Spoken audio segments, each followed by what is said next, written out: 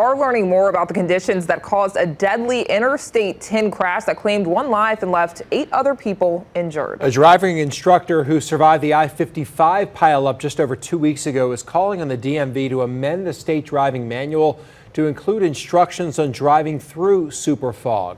Maddie Kurth reports. I'm telling you, it was deja vu. I was like, no, please, not today. Just 15 days after making it out of the 168 vehicle pileup on I-55 unharmed, Gisela Chevalier is going back to the state driving manual for answers. And I was checking absolutely nothing about super fog.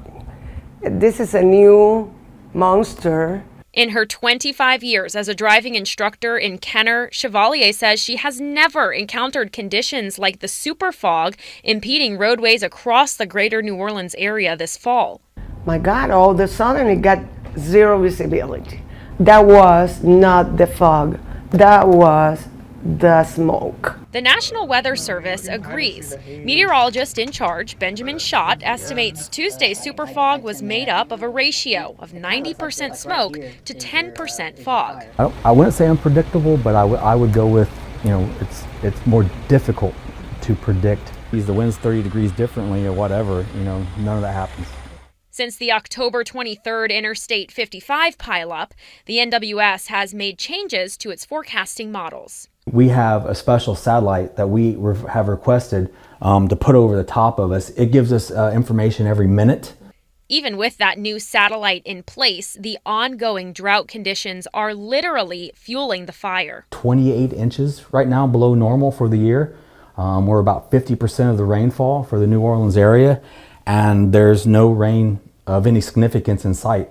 So these fires, as much as we would like for them just to go away by natural means, I don't see that happening. So this will be a thing that we'll be continuing to deal with well into the fall. In the meantime, Chevalier recommends keeping your lights on, but not the brights, reducing your speed significantly, building in some extra commuting time, and only using hazard lights if your vehicle is stalled. Keep your radios on, know where the situation is, and if you can get an exit, just exit the interstate and wait or look for an Now, to fight the fire in New Orleans East, officials say there are at least 7 pumps forcing water into the 200-acre property. The NOPD says it is deploying extra traffic units and additional patrol officers to monitor conditions overnight and keep roadways safe. Louisiana State Police will have additional units on hand, and the DOTD will have personnel out monitoring conditions Wednesday beginning at 3:30 a.m.